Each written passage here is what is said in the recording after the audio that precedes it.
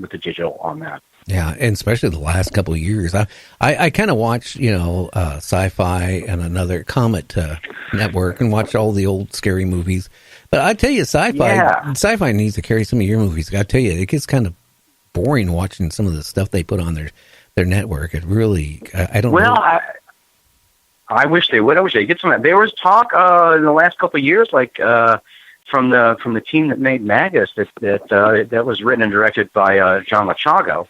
And there was a lot of talk that Magus and one of his other films, Bioslime, where I star in Magus, and in Bioslime I'm actually doing voice work. I'm the voice of the creature in Bioslime, and that is they were talking like those were going to go to Sci-Fi, but I don't know if those deals ever went through. But if you're out there and you want to see some of those movies on Sci-Fi, please feel free to email the hell out of them and tell them they should get some new movies and to get Magus and Bioslime on there.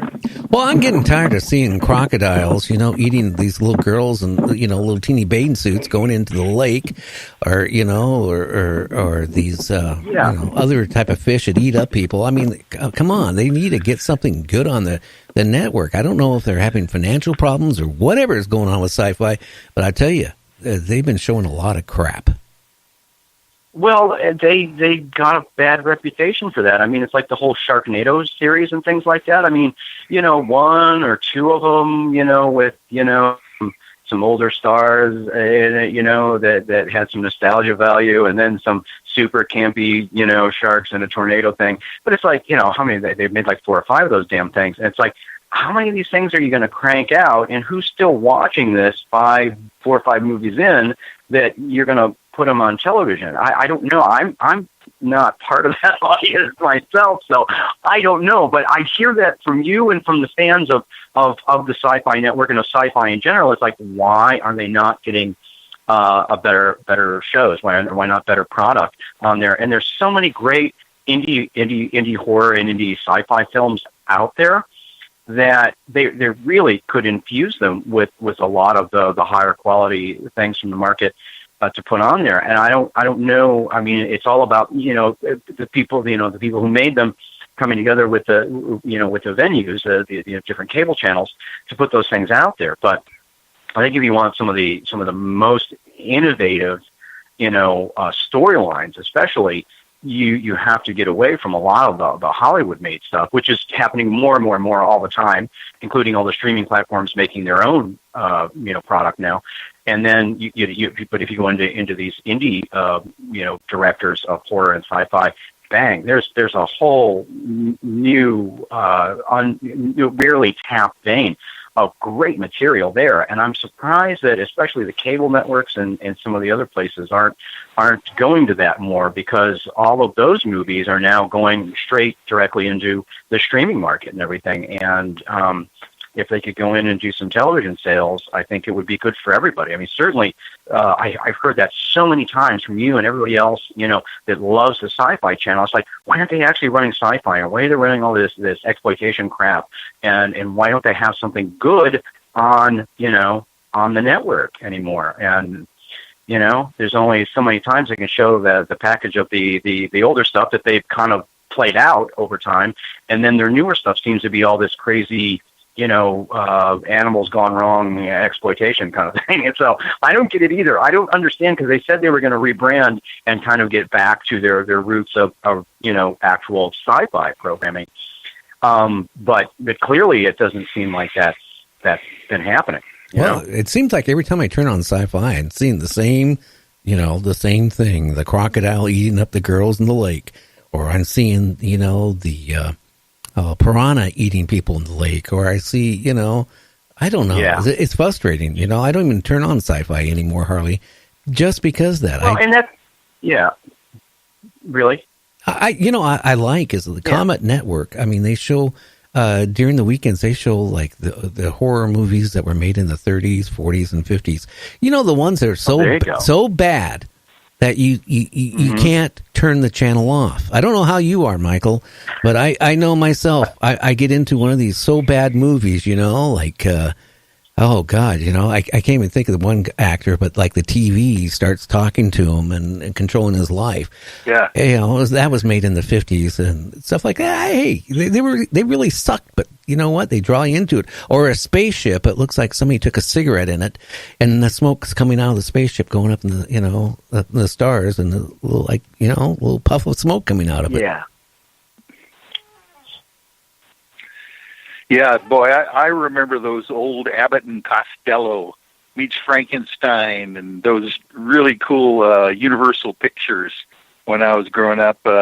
And I loved those campy things myself. I would love to see them again.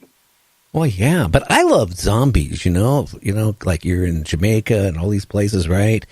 And, you're a visitor and all of a sudden you get kidnapped and then you wake up as a zombie, or your wife wakes up, which I'm more than happy to take my wife to to any of those islands. And if she wakes up as a zombie, that's fine. Maybe I can control her more. If you have the right powder, I think you can do that. Yes. Well, I can tell you, whatever they're using to get that special magical power, that's in that powder. That's at least when you go back to the original version of zombies like that in the islands, like going back to like White Zombie with Bela Lugosi or something like that, before the actual modern version of zombies that we have now. Oh yeah. Could you imagine if they had the special effects? But you know what? You had to use your imagination on those movies. You really did. But that, what? Yeah. When you use your imagination, do you know it makes it so much better than having to just see it flash by? If you have to think about each scene, and it just gets you so much more involved into it. Well, it does. I mean, if it's in, like you say, you have to watch those old kind of cheesy sci-fi horror films from the 40s, 50s, 60s, and stuff like that.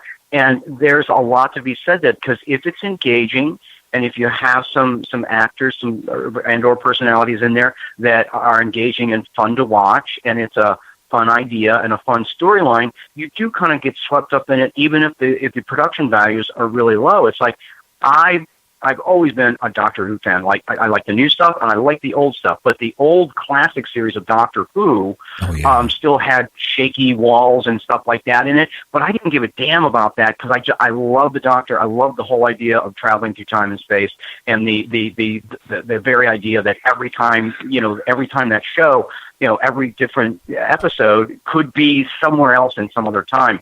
And you just loved that stuff because you were so engaged with these really innovative storylines and the personality of the Doctor and the TARDIS and all that stuff. And even though there was some, very low production value on some of the sets and monsters and things like that on there, you just didn't care. And it's that same kind of, engaging stuff that they have in some of those older films. And that was a charm of classic Doctor Who. I mean, it's amazing now to see Doctor Who with money and a budget and effects and everything that are really good. It's better writing, better acted, and better produced than ever. And I still love it. But even when it didn't have that, I still love that show. So you're right. There is a certain charm to that kind of transcends the actual production values of those movies. Well, the actor Mike Johnson, who played one of the lizard people, one of the early Doctor Who's, got him out of acting because he was dressed as a lizard. And he had to go to the bathroom really bad. That's a bad joke. I was going to say they couldn't unzip his costume fast enough. And he said he was humiliated and he gave up acting. Well, that was a bad joke. Wow. I apologize for that. It's a lie, a total lie. I just made it up. I can imagine there's a lot of suits and a lot of different things. I mean, like the Daleks, trying to imagine a bathroom break in the Daleks. I'm thinking there's probably some guys with some bottles in there with them. Oh, yeah. I've got a great story about that, Gary, if you want to hear a costumer story. That's what your brother is. Yeah. Go ahead. Yeah. If Ron doesn't mind. Oh, no, please. I think Ron will enjoy this story because my brother is a normal guy like myself. We both went to college together, and then we decided to move to L.A., and do things down there. And he went to the Fashion Institute of Design and Merchandising and got a graduate degree in fashion design and ended up being a Hollywood costumer for the films. He did, 3 of the original Star Trek movies. He did the Battlestar Galactica television series, Battlestar Galactica. His very first gig right out of college was Somewhere in Time, the movie with Christopher Reeve and Jane Seymour. But the story he likes to tell is when he worked for Arnold Schwarzenegger for like 15 years, just as his personal costumer. And he actually worked on the most expensive costume ever made, supposedly, was Arnold's Mr. Freeze costume in the Batman film that Arnold was in. My brother said it took him, there you go. It took him like 3 hours to get that guy into this suit that had all these computer parts and, lighting and everything. And you can imagine how long he had to hold it, or they had to do something for the poor guy sitting in that thing all day, and then, a couple hours getting them out of that thing so they could use it the next day. That's a funny costume story for you. Oh, that's awesome. Yeah, I mean, because you can imagine you're in there, you're under the lights and everything, you're in that suit, so you're sweating and you have to stay hydrated. But then, if you're drinking, then at some point you're going to have to use the facilities and you're trapped in a suit. It's like I just watched The Shape of Water not long ago, again on disc. And, to see Doug Jones in that outfit and everything, and it's like, he's all, covered from head to toe in that. So I would imagine he experienced much the same thing. It's just not going to be an easy run to the loo if you're wearing a suit like that. Well, here's another great example. I'll just jump right in real quick, because one of our UFOI team members that I work with out here in the Seattle area was Kathy Brock, and she was the stunt woman for the movie Harry and the Hendersons. And Kevin Hall, I don't know if you know him, Ron, but Kevin Hall was Harry in that big old giant Sasquatch suit. The guy is like 7 foot tall anyway, and he had this massive, it was very realistic, by the way, the costume and the makeup that he wore in that film. And she says that he had a heck of a time trying to relieve himself and not be able to, totally unrobe. He's got to be able to be on the set when they needed him. And he had a heck of a time for costuming as well. Boy, but can you imagine how hot you would be in some of these costumes that you have to, put on and be on? And not just that, like the glues, they, put the silicone on, it takes hours sometimes to do a face. And, oh, wow. I mean, it's more than just being an actor nowadays. I mean, besides knowing how to do your lines and everything else, you have to put up with the makeup department. Oh yeah, I mean you can spend hours in the makeup chair, and they had me in there a couple of times. My very first film was called The Item, and which I lucked out because that went to Sundance and everything. It was written and directed by Dan Clark, and that it's I mean when it ran at Sundance they called it Quentin Tarantino on acid, and it really is. So if you want to see a wild movie, check out The Item by Dan Clark. And then that thing, there's a scene, and I get shot in the head, and they had this whole prosthetic forehead on me, and this tube that went down and down through my costume and out into a fire extinguisher pumped up with air and blood to shoot the blood out of it. And it's just some monumentally crazy riggings on things sometimes. And I spent several hours in the makeup chair for them to get all of that on me. And did it backfire any bit when you were supposed to shot out all that blood? No, it worked out great because what happens is I wind up on the top of this car trying to get away from the character because Dan also acts in the film, and he comes up on the trunk of the car and I'm on the hood, or not the hood but the roof of the car, and he comes up behind me and shoots me. And so what you're seeing is that the angle is from the front, so you see my forehead get get a hole blown in it. And then I'm laying there, and then I'm bleeding down the windshield and the hood of the car. And the funny thing was, again, my recollections go back to shooting it, filming, and he